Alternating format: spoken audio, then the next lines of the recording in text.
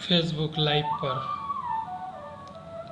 श्रीमद् भागवत महापुराण की कथा का श्रवण सुनने वाले समस्त कृष्ण प्रेमियों को हमारी ओर से जय श्री कृष्ण, राधे राधे।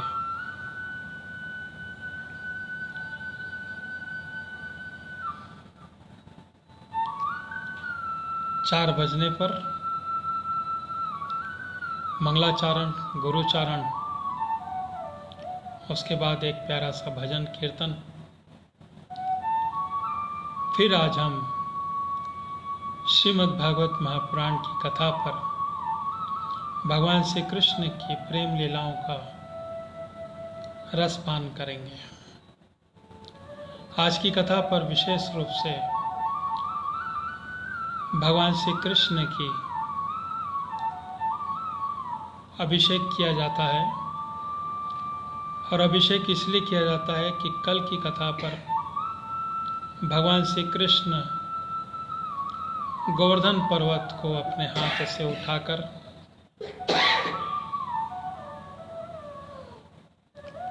इंद्र की क्रोध को शांत किया, और देवताएं, जितने भी देवता थे, वो सब पृथ्वी पर आकर भगवान श्री कृष्ण की अभिषेक करने की तैयारी करते हैं। तो आज की कथा पर हमारा मुख्य रूप से अभिषेक भगवान श्री कृष्ण का होगा। मेरे साथ फेसबुक लाइव पर इस कथा को श्रवण सुनने वाले सभी प्रेमियों को एक विशेष आग्रह यह है कि आप अपने ग्रुप पर शेयर जरूर करें और कमेंट्स बॉक्स पर राधे राधे जरूर करें। श्री राधे राधे राधे राधे राधे श्री राधे श्री राधे श्री राधे श्री राधे श्री राधे श्री राधे श्री राधे श्री राधे श्री राधे श्री राधे राधे कृष्ण श्री राधे कृष्ण श्री राधे कृष्ण श्री राधे कृष्ण श्री राधे कृष्ण हरि शरणं हरि शरणं गोपाल शरणं राम शरणं श्याम शरणं गोविंद शरणं गोपाल शरणं राम शरणं श्याम शरणं सीताराम शरणं राधे श्याम शरणं सीताराम शरणं राधे श्याम शरणं राम शरणं श्याम शरणं हरिनाम शरणं हरिनाम शरणं। इस फेसबुक के अलावा आप हमारे YouTube चैनल पर भी श्रीमद् भागवत महापुराण की कथा को श्रवण कर सकते हैं। YouTube चैनल पर हमारे नाम से संजय चौधरी श्री फलित ज्योतिष के नाम से आप वहां पर सब्सक्राइब करें और कथा का श्रवण का आनंद लें। 4 बज रहे हैं। 4 बजने पर मंगलाचारण गुरुचारण होता है। उसके बाद एक प्यारा सा भजन कीर्तन मंगलाचारण प्रारंभ होता है। बोलो श्री गणेश भगवान की जय। बोलो श्री लंबोदर महाराज की जय। बोलो श्री राधा कृष्ण भगवान की जय। बोलो श्री हनुमंत लाल की जय। बोलो श्री पितृ देवता की जय। बोलो श्रीमद् भागवत महापुराण की जय। जय जय श्री राधे, जय जय श्री राधे। तमेव मातास्य पितास्य त्वमेव बन्धु सखास्य त्वमेव विद्या द्रविणं त्वमेव सर्वं मम देव देवाय। गुरु ब्रह्मा गुरु विष्णु गुरुदेवो महेश्वराय। गुरु साक्षात् परब्रह्म तस्मै श्री गुरुवे नमः। मंगलं भगवान् विष्णु मंगलं गरुडध्वज मंगलं पुंडरीकाक्षाय मंगलाय तनो हरि। वक्रतुंड महाकाय सूर्यकोटि संप्रभ निर्विघ्नं कुरुर्मदेव सर्वकार्येषु सर्वदा। एकदन्तो महाबुद्धि सर्वेषु गणनायक सर्वसिद्धकरो देवा गौरीपुत्र विनायक। सिन्दूरवर्णं द्विभुजं गणेशं लम्बोदरं पद्मदले निविष्टं ब्रह्मादिदेव परिसेव्यमानं सिद्धं युतं तं प्रणमामि देवम्। कर्पूरे गौरं करुणावतारं संसारसारं भुजगेन्द्रहारं सदा वसन्तं हृदयारविन्दे भवं भवानी सहितं नमामि। भवं भवानी सहितं नमामि। ॐ शान्ताकारं भुजगशयनं पद्मनाभं सुरेशं विश्वाधारं गगनशक्तिशं मेघवर्णं सुभाग्यं लक्ष्मीकान्तं कमलनयनं योगनविरधानगम्यं वन्दे विष्णुं भवहरं सर्वलोकैकनाथं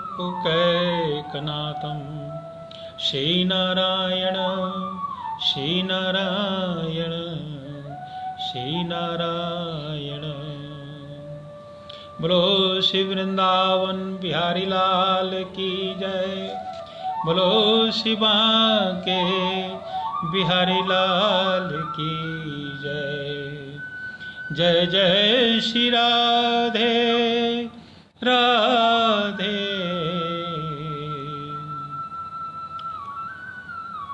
फेसबुक लाइव पर श्रीमद् भागवत महापुराण की कथा का श्रवण सुनने वाले समस्त कृष्ण प्रेमियों को हमारी ओर से जय श्री कृष्ण, राधे राधे।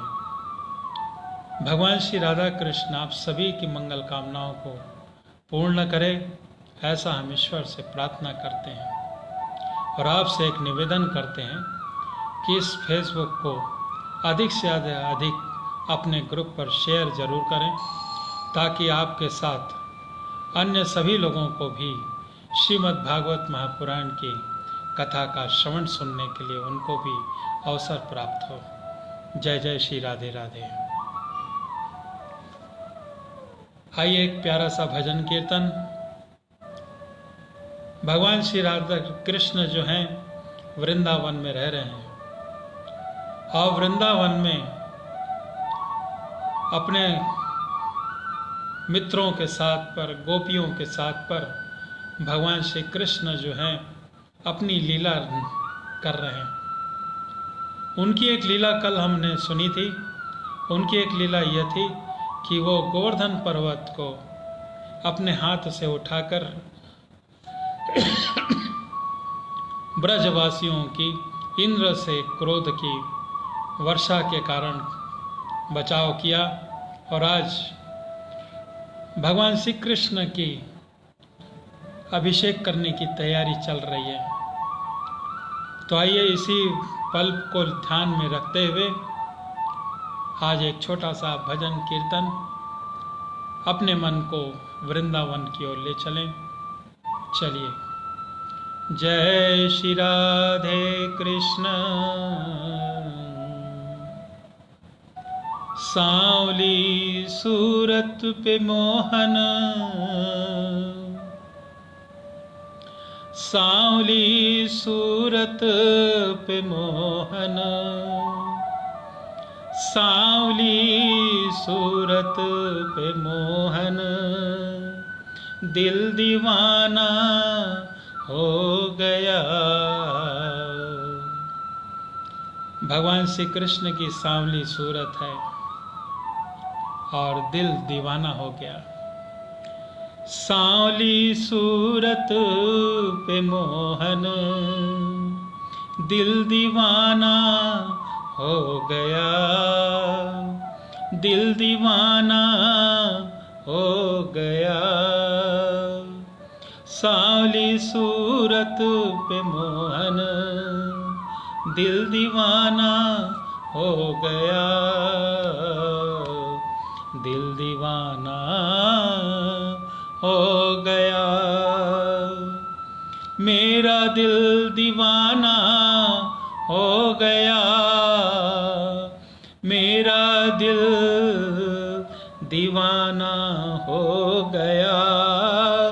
सांवली सूरत पे मोहन, सांवली सूरत पे मोहन, दिल दीवाना हो गया, दिल दीवाना हो गया। एक तो तेरे नैन तिरछे। भगवान श्री कृष्ण किसी को भी देखते हैं तो तिरछी नजरों से भी देखते हैं और उनके चेहरे पे जो काजल है, मुख में लालिमा है, उनको देखते ही देखते बनता है। एक तो तेरे नैन तिरछे, एक तेरे नैन तिरछे, दूसरा काजल लगा। एक तो तेरे नैन तिरछे, दूसरा काजल लगा, तीसरा नजर मिलाना, तीसरा नजर मिलाना, दिल दीवाना हो गया, दिल दीवाना हो गया। सांवली सूरत पे मोहन, सांवली सूरत पे मोहन, दिल दीवाना हो गया, दिल दीवाना हो गया। एक तो तेरे होंठ पतले, एक तेरे होंठ पतले, दूसरा लाली लगे। एक तो तेरे होंठ पतले, दूसरा लाली लगे। तीसरा तेरा मुस्कुराना, तीसरा तेरा मुस्कुराना, दिल दीवाना हो गया, दिल दीवाना हो गया। सांवली सूरत पे मोहन, सांवली सूरत पे मोहन, दिल दीवाना हो गया, दिल दीवाना हो गया।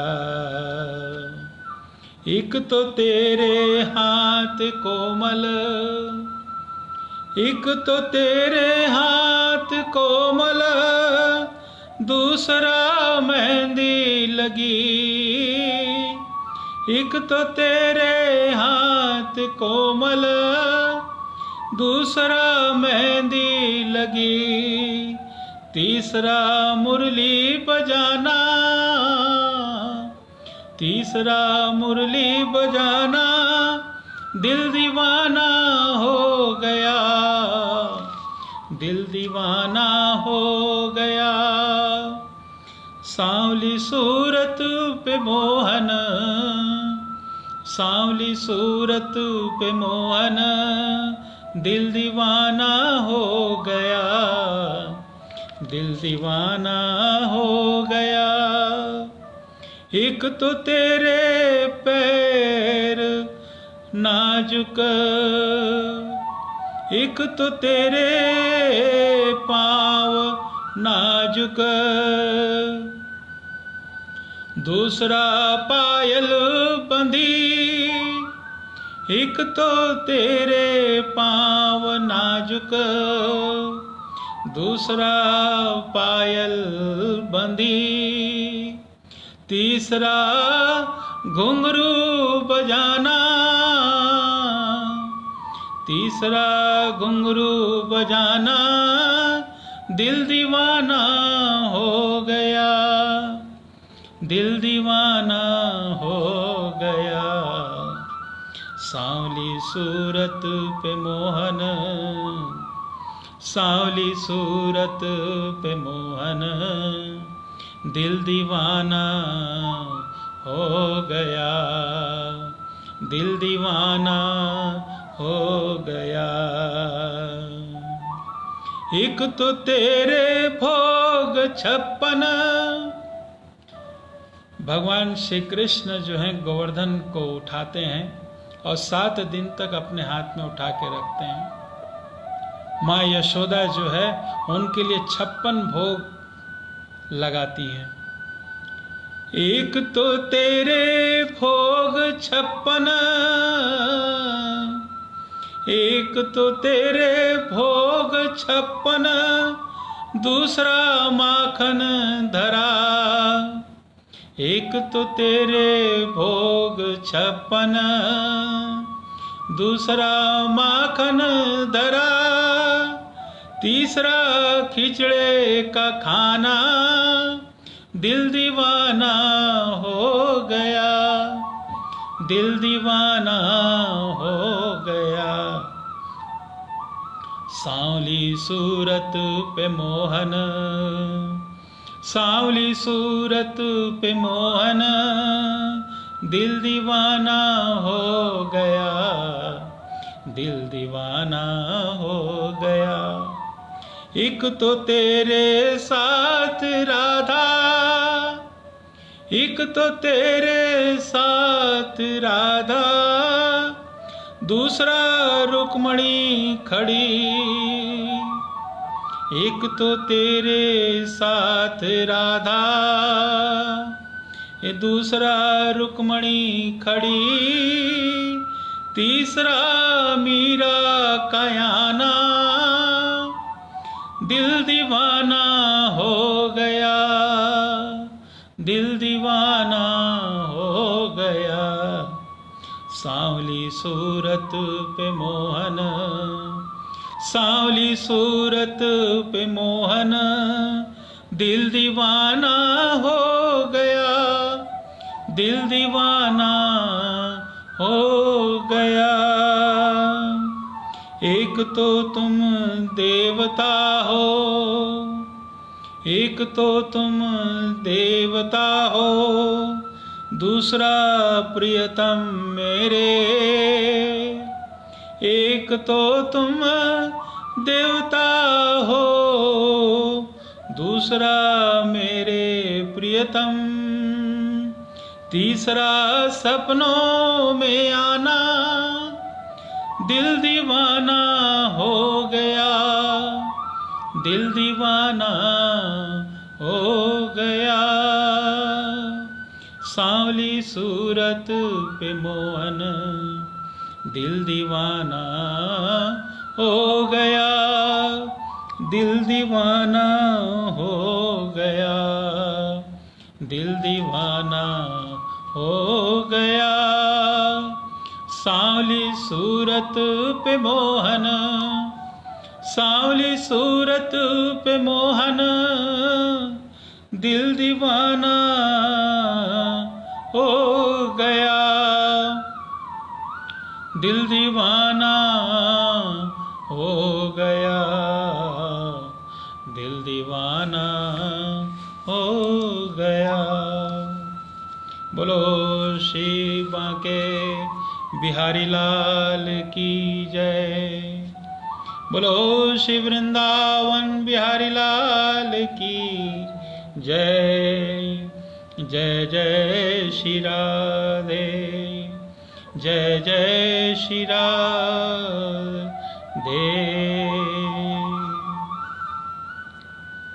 कल की कथा पर हमने भगवान श्री कृष्ण की बाल लीलाओं का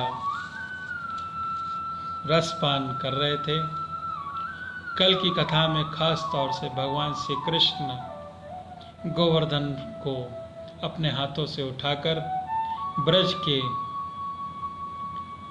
गोपियों को, ब्रज के वासियों को बचाते हैं इंद्र के क्रोध से, और इंद्र को मानते हुए आज भगवान श्री कृष्ण की अभिषेक की तैयारी कर रहे हैं। तो आइए आज हम भी उसका हिस्सा बने। सभी लोग प्रेम से बोलें, जय जय श्री कृष्ण, जय जय श्री कृष्ण, श्री राधे।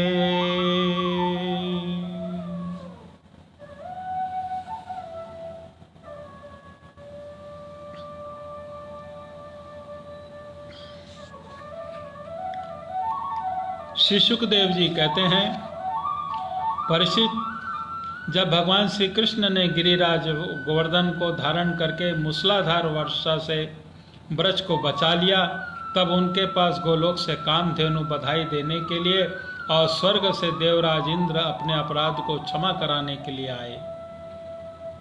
भगवान का तिरस्कार करने से कारण इंद्र बहुत ही लज्जित थे, इसलिए उन्होंने एकांत स्थान में भगवान के पास जाकर अपने सूर्य के समान तेजस्वी मुकुट से उनके सामने चरणों में रख दिया और स्पर्श किया।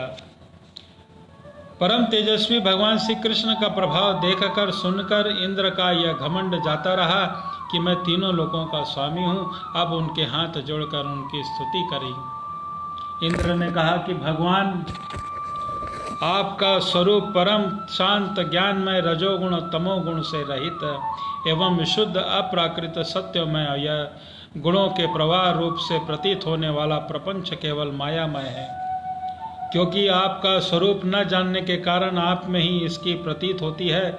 जब आपका संबंध ज्ञान और उसके कारण प्रतीत होने वाले देहादि से है नहीं, फिर भी देह आदि के प्राप्ति के कारण तथा उन्हीं से होने वाले लोभ क्रोध आदि दोष को आपस में ही कैसे हो सकते हैं। प्रभु, इन दोषों का होना तो अज्ञान का लक्षण है। इस प्रकार यद्यपि अज्ञान और उससे होने वाले जगत से आपका कोई संबंध नहीं है, फिर भी धर्म की रक्षा और दुष्टों का दमन करने के लिए आप अवतार ग्रहण करते हैं और निग्रह अनुग्रह भी करते हैं। आप जगत के पिता, गुरु और स्वामी हैं। आप जगत का नियंत्रण रखने के लिए दंड धारण किए हुए दुस्तर काल हैं। आप अपने भक्तों की लालसा पूर्ण करने के लिए स्वच्छता से लीला शरीर प्रकट करते हैं, और जो लोग हमारी तरह अपने को ईश्वर मान बैठते हैं उसका मान मर्दन करते हुए अनेकों प्रकार की लीलाएं करते हैं। प्रभु, जो मेरे जैसे अज्ञानी और अपने को जगत का ईश्वर मानने वाले हैं, वे सब देखते ही हैं कि बड़े बड़े अभय के अवसर पर आप निर्भय रहते हैं, तब वे अपना घमंड छोड़ देते हैं और गर्व रहित होकर संत पुरुषों के द्वारा सेवित भक्ति मार्ग का आश्रय लेकर आपका भजन करते हैं। प्रभु, आपकी एक एक चेष्टा दुष्टों के लिए दंड विधान है। प्रभु, मैंने ऐश्वर्य के मद से चूर होकर आपका अपराध किया है, क्योंकि मैं आपके शक्ति और प्रभाव के संबंध में बिल्कुल अनजान था। परमेश्वर, आप कृपा करके मुझ मूर्ख अपराधी का यह अपराध क्षमा करें और ऐसी कृपा करें कि मुझे फिर कभी ऐसे दुष्ट का ज्ञान का शिकार न होना पड़े। स्वयं प्रकाश इंद्रातीत परमात्मा, आपका यह अवतार इसलिए हुआ है कि जो असुर सेनापति केवल अपना पेट पालने में लग रहे हैं, पृथ्वी उनके लिए बड़े भारी भार के कारण बन रहे हैं, उसका वध करने के लिए उन्हें मोक्ष दिया जाए और आपके चरणों के सेवक हैं। आज्ञाकारी भक्तजन उनका अभ्युदय हो, उनकी रक्षा हो। भगवान, मैं आपको नमस्कार करता हूँ। आप सर्वंतयामी पुरुषोत्तम तथा सर्वात्मा वासुदेव हैं। आप यदुवंशियों के एकमात्र स्वामी, भक्त वत्सल एवं सबके चित्त को आकर्षित करने वाले हैं। मैं आपको बार बार नमस्कार करता हूँ। आपने जीवों के समान कर्मवश होकर नहीं, स्वतंत्रता से अपने भक्तों की तथा अपनी इच्छा के अनुसार शरीर स्वीकार किया है। आपका यह शरीर भी विशुद्ध ज्ञान स्वरूप है। आप यह सब कुछ सबके सामने हैं और आपकी आत्मा है। मैं आपको बार बार नमस्कार करता हूँ। भगवान, मेरा अभिमान का अंतरकरण नहीं है। मेरा क्रोध भी बहुत ही तीव्र मेरे वश के बाहर है। जब मैंने देखा कि मेरा यज्ञ तो नष्ट कर दिया गया है, तब मैंने मूसलाधार वर्षा और आंधी के द्वारा सारे ब्रजमंडल को नष्ट कर देना चाहा। परंतु प्रभु, आपने मुझ पर बहुत ही अनुग्रह किया है। मेरी चेष्टा व्यर्थ होने से मेरे घमंड की जड़ उखड़ गई। आप मेरे स्वामी हैं, गुरु हैं और मेरी आत्मा है। मैं आपकी शरण में हूँ। बोलो श्री नारायण भगवान की जय। बोलो बाल कृष्ण गोपाल की जय।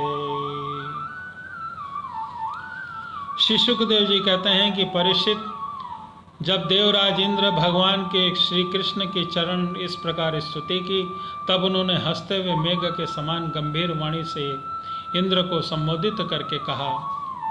श्री भगवान ने कहा कि इंद्र, तुम बहुत ऐश्वर्य और धन संपत्ति के मद से पूरे मतवाले हो रहे थे, इसलिए तुम पर अनुग्रह करके मैंने तुम्हारा यज्ञ भंग किया है। यह इसलिए कि अब तुम मुझे नित्य निरंतर स्मरण रख सको। जो ऐश्वर्य और धन संपत्ति के मद से अंधा हो जाता है, वह नहीं देखता कि मैं काल रूप परमेश्वर हाथ में दंड लेकर उनके सिर पर सवार हूँ। मैं जिस पर अनुग्रह करना चाहता हूँ, उसे ऐश्वर्य भ्रष्ट कर देता हूँ। इंद्र, तुम्हारा मंगल हो। तुम अपनी राजधानी अमरावती में जाओ और मेरी आज्ञा का पालन करो।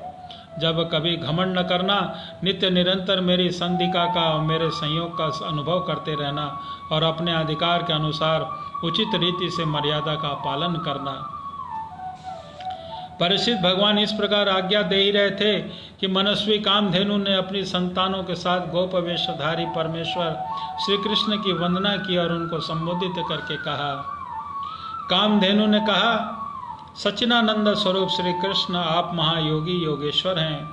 आप स्वयं विश्व हैं, विश्व के परम कारण हैं, अच्युत हैं, संपूर्ण विश्व के स्वामी। आपको अपने रक्षक के रूप में प्राप्त कर हम सनाथ हो गए। आप जगत के स्वामी हैं, परंतु हमारे तो परम पूजनीय आराध्य देव ही हैं। प्रभु इंद्र त्रिलोकी की इंद्र हुआ करें, परंतु हमारे इंद्र तो आप ही हैं। आप गौ ब्राह्मण देवता और साधुजनों की रक्षा करने के लिए हमारे इंद्र बन जाइए। हम गौवे ब्रह्मा जी की प्रेरणा से आपको अपना इंद्र मानकर अभिषेक करेंगे। विश्वात्मान, आपने पृथ्वी का भार उतारने के लिए अवतार ग्रहण किया है। श्री शुकदेव जी कहते हैं कि परीक्षित, भगवान श्री कृष्ण से ऐसा कहकर कामधेनु ने अपने दूध से देव माताओं की प्रेरणा से देवराज इंद्र ने ऐरावत के सूंड से लाए हुए द्वारा आकाश गंगा के जल से देवर्षि के साथ यदुनाथ श्री कृष्ण का अभिषेक किया और उन्हें गोविंद नाम से संबोधित किया। बोलो गोविंद भगवान की जय। उस समय वहां नारद, तम्बरु आदि गंधर्व, विद्याधर, सिद्ध और चारण पहले से ही आ गए थे। वे समस्त संसार के पाप ताप को मिटा देने वाले भगवान के लोक पलामय यश का गान करने लगे और अप्सराएं आनंद से भरकर नृत्य करने लगे।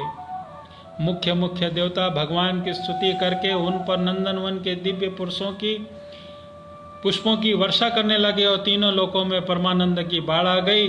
गौओं के स्तनों से अपने यहाँ इतना दूध गिरा कि पृथ्वी गीली हो गई। नदियों में विविध रसों की बाढ़ आ गई। वृक्षों में मधुधारा बहने लगी। बिना जोते बोए पृथ्वी में अनेकों प्रकार की औषधियाँ अन्न पैदा हो गए।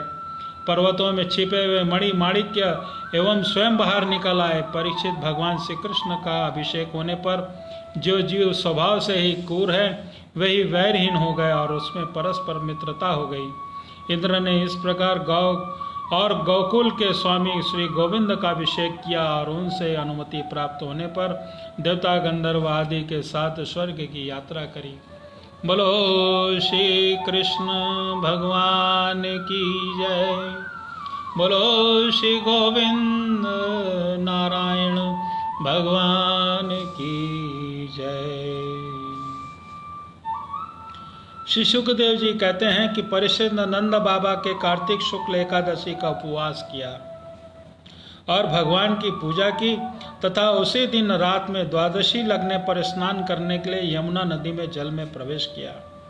नंद बाबा को मालूम नहीं था कि यह असुरों की बेला है, इसलिए वे रात के समय ही यमुना जल में घुस गए और उस समय वरुण के सेवक एक असुर ने उन्हें पकड़ लिया और वह अपने स्वामी के पास ले गए। नंद बाबा के खो जाने से ब्रज के सारे गोप, श्री कृष्ण अब तुम ही इनके पिता को ला सकते हो, बलराम अब तुम्हारा ही भरोसा है। इस प्रकार कहते हुए रोने पीटने लगे। भगवान श्री कृष्ण सर्वशक्तिमान है और सदा से ही अपने भक्तों पर भय भगाते आए हैं। जब उन्होंने ब्रजवासियों का रोना पीटना सुना और यह जाना कि पिताजी को वरुण का कोई सेवक ले गया है, तब वे वरुण जी के पास गए। जब लोकपाल वरुण ने देखा कि समस्त जगत के इंद्रिय भरी इंद्रियों के प्रवर्तक भगवान श्री कृष्ण स्वयं उनके यहाँ पधारे हैं, तब उन्होंने उनकी बहुत बड़ी पूजा करी। भगवान के दर्शन से उनका रोम रोम आनंद से खिल उठा और उसके बाद उन्होंने भगवान से निवेदन किया। वरुण जी ने कहा कि प्रभु, आज मेरा शरीर धारण करना सफल हुआ। आज मुझे संपूर्ण पुरुषार्थ प्राप्त हो गया, क्योंकि आज मुझे आपके चरणों की सेवा का शुभ अवसर प्राप्त हुआ है। भगवान, जिन्हें भी आपके चरण कमलों की सेवा का शुभ अवसर मिला है, वह भव सागर से पार हो गए। आप भक्तों के भगवान, वेदांतियों के तथा योगियों के परमात्मा हैं। आप स्वरूप के विभिन्न लोक दृष्टियों की कल्पना करने और माया नहीं है, ऐसा श्रुति कहती हैं। मैं आपको नमस्कार करता हूँ। प्रभु, यह मेरा सेवक बड़ा मूढ़ और अनजान है। यह अपने कर्तव्यों को भी नहीं जानता। यही आपके पिताजी को ले आया है। आप कृपा करके उसका अपराध क्षमा कीजिए। गोविंद, मैं जानता हूँ कि आप अपने पिता के प्रति के लिए बड़ा प्रेम भाव रखते हैं। ये आपके पिता हैं और आप इनके ले जाइए ही। परंतु भगवान, आप सबके अंतर्यामी और सबके साक्षी हैं, इसलिए विश्व मोहन श्री कृष्ण, आप मुझ पर दास पर भी कृपा कीजिए। श्री शुकदेव जी कहते हैं कि परीक्षित, भगवान श्री कृष्ण ब्रह्मा आदि ईश्वरों के भी ईश्वर हैं। लोकपाल वरुण ने इस प्रकार उनकी स्तुति करके उन्हें प्रसन्न किया। इसके बाद भगवान अपने पिता नंद जी को लेकर ब्रज में चले आए और ब्रजवासी भाई बंधुओं को आनंदित किया और नंद बाबा ने वरुण की लोक में लोक सेवापाल के इंद्रातीत ऐश्वर्य और सुख संपत्ति को देखा तो यह भी देखा कि वहाँ के निवासी उनके पुत्र श्री कृष्ण के चरणों में झुक झुक कर प्रणाम कर रहे हैं। उनको बड़ा ही विस्मय हुआ और उन्हें ब्रज में आकर अपने जाति भाइयों को यह सब बातें कथक सुनाई। परीक्षित भगवान के प्रेमी गोप यह सुनकर ऐसा समझने लगे कि अरे ये तो स्वयं भगवान है। तब उन्होंने मन ही मन बड़ी उत्सुकता से विचार किया कि क्या कभी जगदीश्वर भगवान श्री कृष्ण हम लोगों को भी अपना यह मायातीत स्वधाम, जहाँ केवल प्रेमी भक्त ही जा सकते हैं, दिखलाएंगे। परीक्षित भगवान श्री कृष्ण स्वयं सर्वदर्शी हैं, भला उससे यह बात कैसी छिपी रहती है। वे अपने आत्मीय गोपों की यह अभिलाषा जान गए और उनको संकल्प सिद्ध करने के लिए कृपा भरकर इस प्रकार सोचने लगे। जब संसार जीव अज्ञानवश शरीर में आत्मबुद्धि करके भांति भांति की कामना और उनकी पूर्ति के लिए नाना प्रकार के कर्म करता है, फिर उनके फल स्वरूप देवता, मनुष्य, पशु, पक्षी आदि नीची योनियों में भटकता फिरता है, अपनी असली गति को, आत्मा स्वरूप को नहीं पहचान पाता है। परम दयालु भगवान श्री कृष्ण ने इस प्रकार सोचकर उन गोपों की माया अंधकार से अपना अतीत परम धाम दिखलाया। भगवान ने अब पहले उनको सबका ब्रह्म साक्षात्कार करवाया, जिसका स्वरूप सत्य, ज्ञान, अनंत, सनातन और ज्योति स्वरूप है। समाधि निष्ठ और गुणातीत पुरुष ही जिसे देख पाते हैं। जिस जलाशय में अक्रूर को भगवान ने अपना स्वरूप दिखलाया था, उसी ब्रह्म स्वरूप में ब्रह्म मध्य में भगवान उन गोपों को ले गए, जहाँ उन लोगों में उनमें बहुत डुबकी लगाई। वह ब्रह्म हद में प्रवेश कर गए, तब भगवान ने उनमें से सबको निकालकर अपने परम धाम का दर्शन कराया। उस दिव्य भगवत स्वरूप लोक को देखकर नंद आदि गोप परमानंद में मग्न हो गए और वहाँ उन्होंने देखा कि सारे वेद मूर्तिमान होकर भगवान श्री कृष्ण की स्तुति कर रहे हैं। यह देखकर सबके सब परम विस्मित हो गए। बोलो श्री वृंदावन बिहारी लाल की जय। जय जय श्री राधे राधे। श्री शुकदेव जी कहते हैं कि परीक्षित, शरद ऋतु थी और उनके कारण बेला, चमेली आदि सुगंधित पुष्प खिलकर महक महक रहे थे। भगवान ने चीर हरण के समय गोपियों को जिन रात्रियों का संकेत किया था, वे सब के सब पूंजीभूत होकर एक ही रात्रि में रूप में विस्मित हो गए। भगवान ने उन्हें देखकर दिव्य बनाया। गोपियां तो चाहती ही थी कि अब भगवान भी अपने अचित्य महाशक्ति योग माया के सहारे उन्हें निमित्त बनाकर रसमयी रास क्रीड़ा करने के लिए संकल्प किया। हम न होने पर भी उन्होंने प्रेमियों की इच्छा पूर्ण करने के लिए मन स्वीकार किया। भगवान के संकल्प करते ही इंद्र चंद्रदेव ने प्राची दिशा के मुखमंडल पर अपने शीतल किरण रूपी कर कमलों और लालिमा की रोली केसर मल दी, जैसे बहुत दिनों के बाद अपनी प्राण प्रिया पत्नी के पास आकर उनके प्रियतम पति ने उसे आनंदित करने के लिए ऐसा किया हो। इस प्रकार चंद्रदेव ने उदय होकर न केवल पूर्व दिशा का प्रच्युत संसार के समस्त चराचर प्राणियों का संताप, जो दिन में शरकालीन प्रखर सूर्य रश्मियों के कारण बढ़ा था, दूर कर दिया। उस दिन चंद्रदेव का मंडल अखंड था। पूर्णिमा की रात्रि थी। वे नूतन केसर के समान लाल लाल हो रहे थे। कुछ संकोच मिश्रित अभिलाषा के युक्त जान पड़ते थे। उनका मुखमंडल लक्ष्मी जी के समान मालूम हो रहा था और उनकी कोमल किरणों में सारा वन अनुराग में रंग गया था। वन के कोने कोने में उन्होंने अपनी चांदनी के द्वारा अमृत का समुद्र उड़ेल दिया था। भगवान श्री कृष्ण ने अपने दिव्य उज्ज्वल रस की मुद्दीपान की पूरी सामग्री उन्हें उस वन को देखकर अपनी बांसुरी पर व्रज सुंदरियों के मन को हरण करने वाली काम बीज क्लीम की स्पष्ट मधुर तान छेड़ी। भगवान का यह वंशी वादन भगवान के ही प्रेम को, उनके मिलन की लालसा को अत्यंत उकसाने वाला, बढ़ाने वाला था। यूँ तो श्याम सुंदर पहले से ही गोपियों के मन को अपने वश में कर रखा था। अब तो उनके मन की सारी वस्तुएं भय, संकोच, धैर्य, मर्यादा आदि वृत्तियां भी छीन ली। वंशी ध्वनि सुनते ही उनकी विचित्र गति हो गई और उन्होंने एक साथ साधना की थी श्री कृष्ण को पति के रूप में प्राप्त करने के लिए। वे गोपियां भी एक दूसरे को सूचना न देकर, यहाँ तक कि एक दूसरे से अपनी चेष्टा को छिपाकर जहाँ थे वहाँ के लिए चल पड़ी। परीक्षित वे इतने वेग से चले कि उनके कानों के कुंडल झांके खा रहे थे।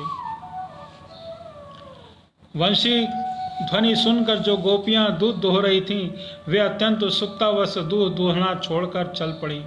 जो चूल्हे पर दूध आटा सेक रही थी, उफनता हुआ दूध छोड़कर लपसी पका रही थी, वे पकी हुई लपसी बिना उतारे ज्यों की त्यों छोड़कर चल दी।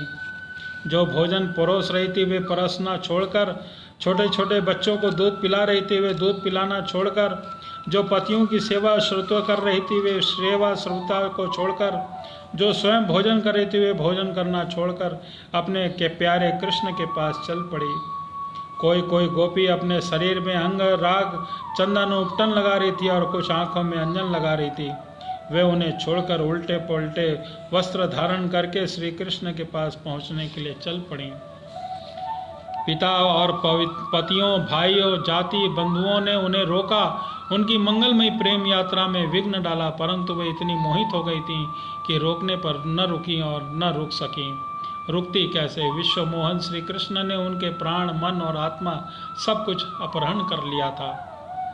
परीक्षित, उस समय जब गोपियां अब घरों के भीतर थी, उन्हें बाहर निकलने का मार्ग न मिला, तब उन्होंने अपने नेत्र बंद कर लिए और बड़ी तन्मयता से श्री कृष्ण के सौंदर्य, माधुर्य और लीलाओं का ध्यान करने लगी।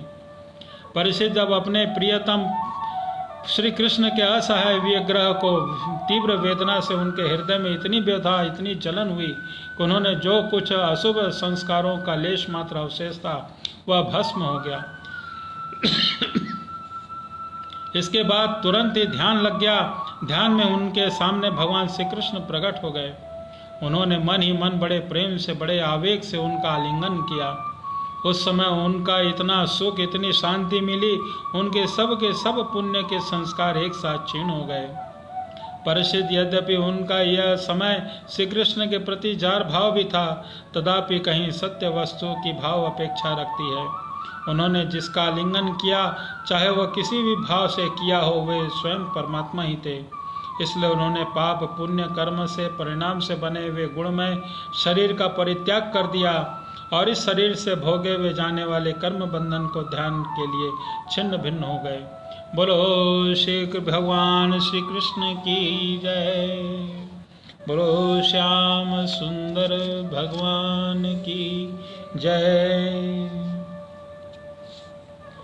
राजा परीक्षित ने पूछा कि भगवान, गोपियां तो भगवान श्री कृष्ण को केवल अपना परम प्रियतम ही मानती थी, उनका उनमें ब्रह्म भाव नहीं था। इस प्रकार उनकी दृष्टि प्राकृत गुणों में आसक्त दिखती है।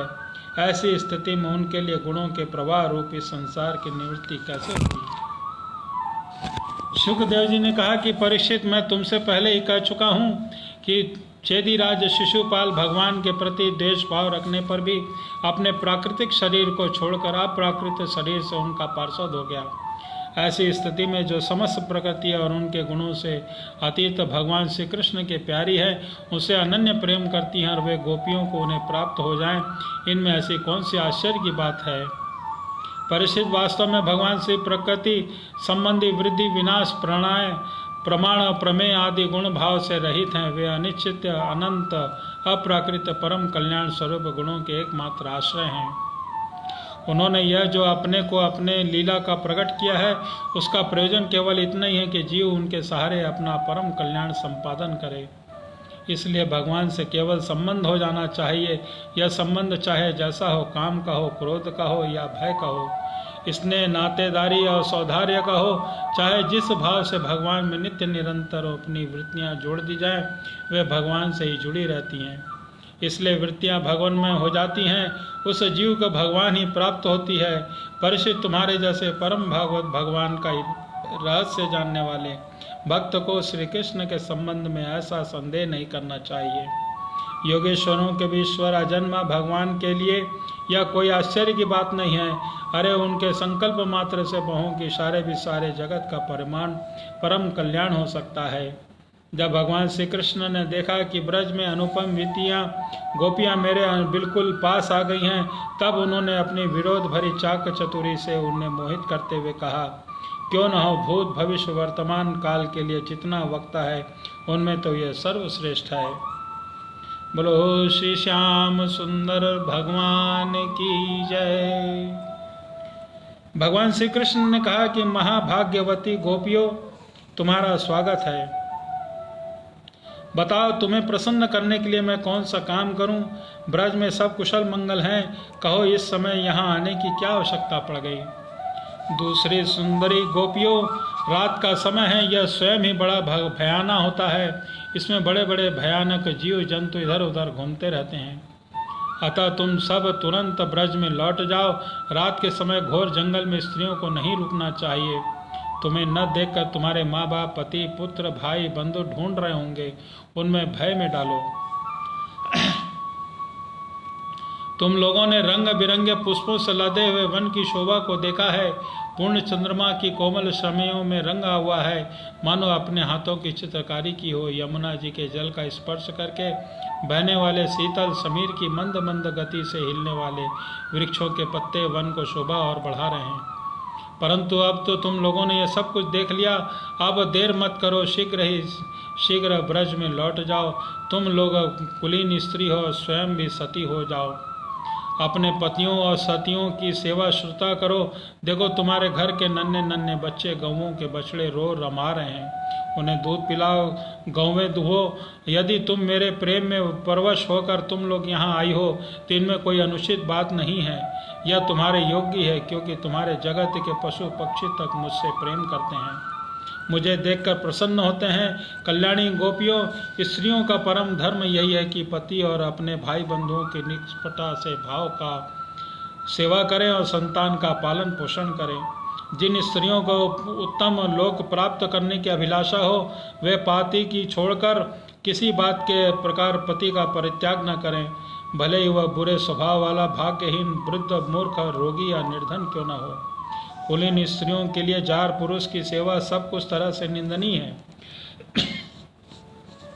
इससे उनका परलोक बिगड़ता है, स्वर्ग नहीं मिलता, इस लोक से अपयश होता है। यह कुकर्म स्वयं ही अत्यंत तुच्छ और क्षणिक है। इनमें प्रत्यक्ष वर्तमान में कष्ट ही कष्ट है।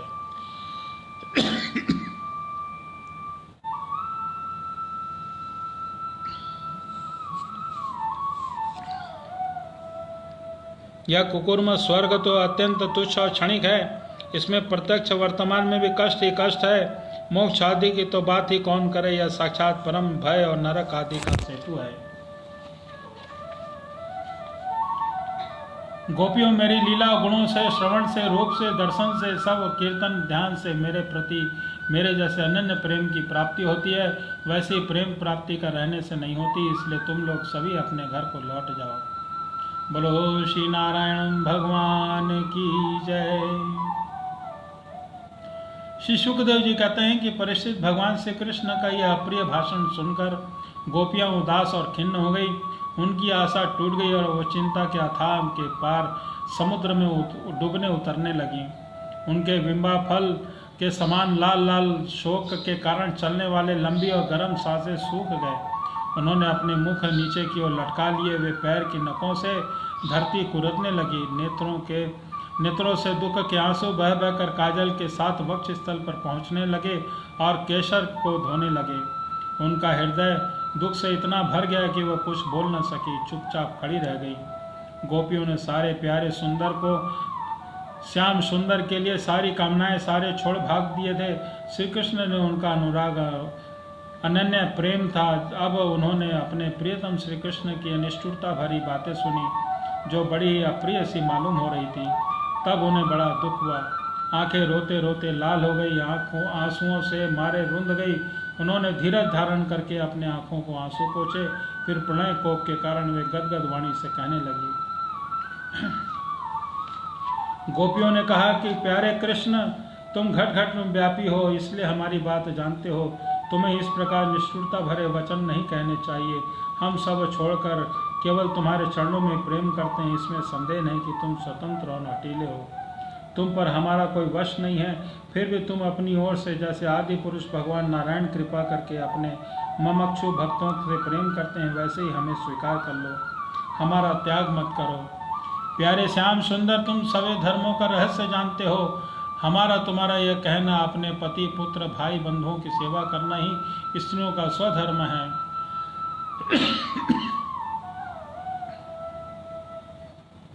आरक्षक ठीक है, अतः इस उपदेश के अनुसार हमें ही सेवा करनी चाहिए, क्योंकि तुम्हें सब उपदेशों के पद हो, साक्षात भगवान हो, तुम ही समस्त शरीरधारियों के सुहृद हो, आत्मा हो, प्रियतम हो, आत्मज्ञान में निपुण महापुरुष तुमसे ही प्रेम करते हैं, क्योंकि तुम नित्य ही प्रिय और अपने आत्मा हो। अनित्य दुखद पति पुत्रादि से क्या प्रयोजन है? परमेश्वर, इसलिए हम पर प्रसन्न हो जाओ, कृपा करो कमल नयन। चिरकाल से तुम्हारे प्रति पाली पोसी आशा और अभिलाषा की लहराती लता का छेदन मत करो। मनमोहन, अब तक हमारा चित्त आपके घर में काम धंधों में लगा था, इसी से हमारे हाथ पैर उसमें रमे हुए थे, परंतु तुमने हमारे देखते ही देखते हमारा यह चित्त लूट लिया। इसमें तुम्हें कोई कठिनाई भी नहीं उठानी पड़ी, तुम तो सुख में स्वरूप हो, परंतु अब तो हमारी गति मति निराली हो गई है। हमारे ये पैर तुम्हारे चरण कमलों को छोड़कर एक पग भी हटने के लिए तैयार नहीं हट रहे हैं, फिर भी ब्रज में कैसे जाएं? और यदि वहां जाएं तो भी करें क्या? प्राण वल्लभ हमारे प्यारे सखा, तुम्हारी मंद मंद मधुर मुस्कान प्रेम भरी चितवन मनोहर संगीत से हमारे हृदय के प्रेम और मिलन की आग धधा दी है। उस तुम अपने अधरों को रस धारा से बुझा दो, नहीं तो प्रियतम हम सच कहती हैं कि तुम्हारी विरह व्यथा से आग से ही हम अपने आप को शरीर को जला देंगे और ध्यान के द्वारा तुम्हारे चरण कमलों को प्राप्त कर लेंगे। प्यारे कमल नयन, तुम वनवासियों के प्यारे हो और वे भी तुमसे बहुत प्रेम करते हैं, इससे प्रायः तुम उन्हीं के पास रहते हो। यहाँ तक कि तुम्हारे जिन चरण कमलों की सेवा का अवसर स्वयं लक्ष्मी जी को कभी कभी ही मिलता है, उन्हीं चरणों का स्पर्श हमें प्राप्त हुआ। जिस दिन यह सौभाग्य हमें मिला, हमने तुम्हें स्वीकार करके आनंदित किया और उसी दिन से हम किसी के सामने एक क्षण के लिए भी ठहरने में असमर्थ हो गई। पति पुत्र पुत्रादि की सेवा तो दूर रही, हमारे स्वामी जिन लक्ष्मी जी का कृपा कटाक्ष प्राप्त करने के लिए बड़े बड़े देवता तपस्या करते रहते हैं, वहीं लक्ष्मी जी तुम्हारी वक्ष स्थल में बिना किसी की प्रतिद्वंदिता के स्थान पर प्राप्त कर लेने पर अपनी सौत तुलसी के साथ तुम्हारे चरणों की रज पाने की अभिलाषा किया करती हैं। अब तक के सभी भक्तों ने चरण रज का सेवन किया है, उसी के समान हम भी तुम्हारी उसी चरण रज में शरण में आई हैं।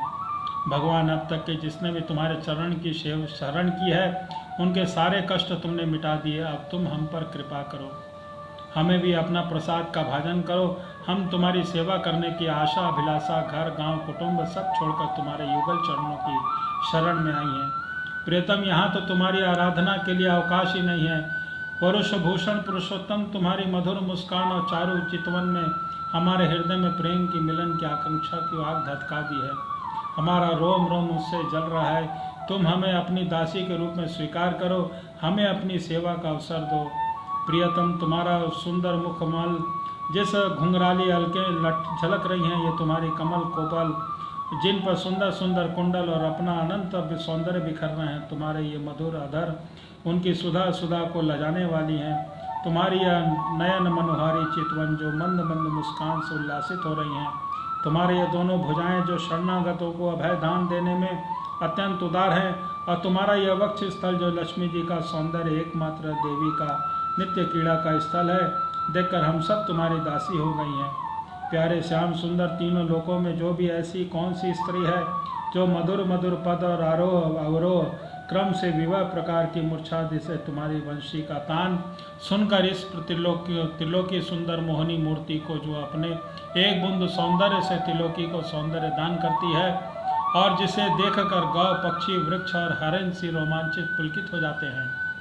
अपने नेत्रों से निहार कर आर्य मर्यादा का विचलित न हो जाए, यह कुल कान और लोक लज्जा से त्याग कर हमें अनुरुक्त न हो जाए। हमसे यह बात छिपी नहीं है कि जैसे भगवान नारायण देवताओं की रक्षा करते हैं, वैसे ही तुम ब्रजमंडल का भय और दुख मिटाने के लिए प्रकट हुए हो, और यह भी स्पष्ट है कि तुम दुखियों का पर तुम्हारा बड़ा प्रेम और बड़ी कृपा है। प्रियतम, हम सभी बड़ी दुखनी हैं, तुम्हारे मिलन की आकांक्षा ही हमारे आग का वक्ष स्थल जल रहा है। तुम अपनी दासियों के वक्ष स्थल और सिर पर अपने कोमल कर कमल रखकर अपना लो और हमें जीवन दान दो। बोलो श्याम सुंदर भगवान की जय। श्री सुखदेव जी कहते हैं कि परीक्षित, भगवान श्री कृष्ण सनकादिक योगियों और शिवादि योगियों के ईश्वर है। जब उन्होंने गोपियों की व्यथा और व्याकुलता से भरी बाणी सुनी तब उनका हृदय भर गया, और यद्यपि वे आत्मा राम हैं और अपने आप में ही रमण करते रहते हैं, तब उन्होंने अतिरिक्त और किसी भी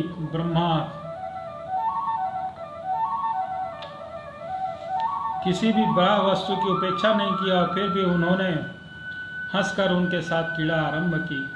भगवान श्री कृष्ण ने अपने भाव भंगी और चेष्टाएं गोपियों के अनुकूल कर दी, फिर भी वे अपने स्वरूप में ज्यों के त्यों रस स्थित थे, अच्युत थे। जब वे खुलकर हंसते तब उनके उज्ज्वल उज्ज्वल दांत कुंडली के समान जान पड़ते थे। उनकी प्रेम भरी चितवन से, उनके दर्शन से, आनंद से गोपियों का मुखमंडल प्रफुल्लित हो गया। वे उन्हें चारों ओर से घेर कर खड़ी हो गई, और उस समय श्री कृष्ण की ऐसी शोभा हुई मानो अपने पति तारिकाओं से घिरे हुए चंद्रमा की हो। गोपियों के सत सत यूथों के स्वामी भगवान श्री कृष्ण वैजंती माला पहने हुए वृंदावन को शोभायमान करते हुए विचरण करने लगे। कभी कभी गोपियां अपने प्रियतम श्री कृष्ण गुण लीलाओं का गान करती, तो कभी श्री कृष्ण गोपियों और प्रेम सौंदर्य के गीत गाने लगते, और इसके बाद भगवान श्री कृष्ण गोपियों के साथ यमुना जी के पावन पुलिन पर, जो कपूर के समान चमकीली बालू से जगमगा रहा था, पदार्पण किया। यह यमुना जी के जल तरंगों से स्पर्श शीतल और कमोदिनी की सहज सुगंध से श्वासित वायु के द्वारा सेवित हो रहा था। उस आनंदप्रद पुलिन पर भगवान गोपियों के साथ क्रीड़ा की। हाथ फैलाना, आलिंगन करना, गोपियों के हाथ दबाना और उनकी चोटी, जांग और नीवी और स्तन आदि का स्पर्श करना, विनोद करना, नक्षत करना, विनोदपूर्ण चितवन से देखना और मुस्काना, सब क्रियाओं के द्वारा गोपियों के दिव्य कमर को प्रलोचित प्रेम भाव और उत्तेजित करते हुए भगवान श्री कृष्ण उन्हें क्रीड़ा द्वारा आनंदित करने लगे। उदार शिरोमणि सर्वव्यापक भगवान श्री कृष्ण ने जब इस प्रकार गोपियों का सम्मान किया, तब गोपियों के मन में ऐसा भाव आया कि संसार के समस्त स्त्रियां में हम ही सब सर्वश्रेष्ठ हैं, हमारे समान कोई भी नहीं है। वे कुछ मानवती हो गई, और जब उन्होंने भगवान ने देखा कि इन्हें अपने सुहाग का कुछ गर्व हो आया है, तब अपने मान की भी करने लगी। तब उन्होंने उनका गर्व शांत करने के लिए तथा उनका मान दूर करने और प्रसन्न करने के लिए वहीं उनके बीच में ही अंतर ध्यान हो गए। बोलो श्री श्याम सुंदर भगवान की जय। बोलो शिवा के बिहारी लाल की जय। भगवान श्री कृष्ण आज रास लीला कर रहे हैं गोपियों के साथ पर। तो चलिए आज हम भी भगवान श्री कृष्ण के साथ पर रास लीला में करें। श्री राधे श्री राधे, मैं तो वृंदावन को जाऊं सखी रे। भगवान श्री कृष्ण रास लीला में सभी गोपियों के साथ में रास लीला कर रहे हैं और बहुत ही सुंदर समय है। मैं तो वृंदावन को जाऊं सखी रे, मैं तो वृंदावन को जाऊं सखी रे। मेरे नैना लगे बिहारी से, मेरे नैना लगे बिहारी से, मेरे नैना लगे बिहारी से। मैं तो वृंदावन जाऊं सखी रे, मेरे नैना लगे बिहारी से। घर में खाऊं रूखी सूखी, घर में खाऊं रूखी सूखी, घर में खाऊं रूखी सूखी। मोहे माखन लगे बिहारी से, मोहे माखन लगे बिहारी से। मेरे नैना लगे बिहारी से, मेरे नैना लगे बिहारी से। मैं तो वृंदावन जाऊं सखी रे, मैं तो वृंदावन को जाऊं सखी रे, मेरे नैना लगे, मेरे नैना लगे बिहारी से, मेरे नैना लगे बिहारी से। घर में पैरों फटे पुराने, घर में पैरों फटे पुराने, मोहे रेशम मिले बिहारी से, मोहे रेशम मिले बिहारी से, मेरे नैना लगे बिहारी से, मेरे नैना लगे बिहारी से। मैं तो वृंदावन को जाऊं सखी रे, मैं तो वृंदावन जाऊं सखी रे, मेरे नैना लगे बिहारी से। घर में सास नंदिया लड़े हैं, घर में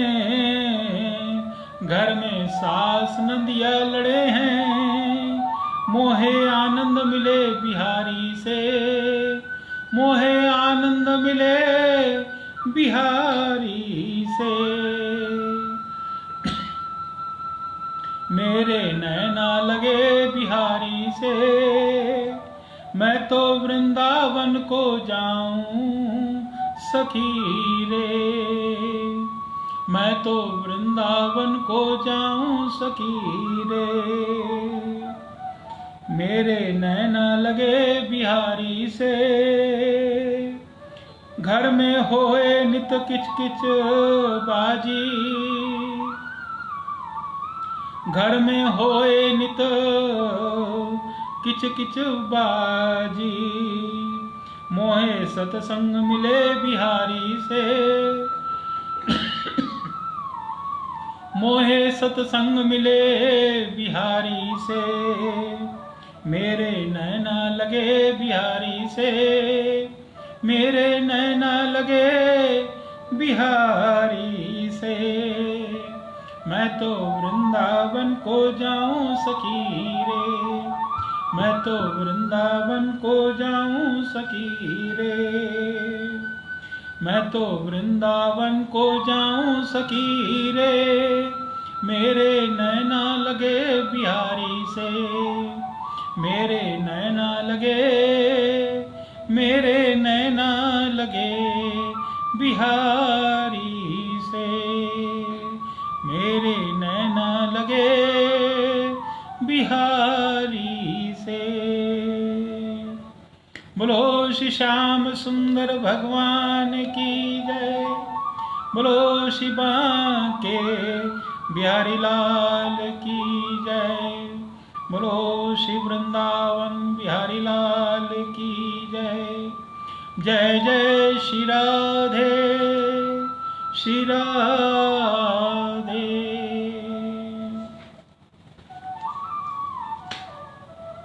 आज की कथा को हम यहीं पे विराम करते हैं।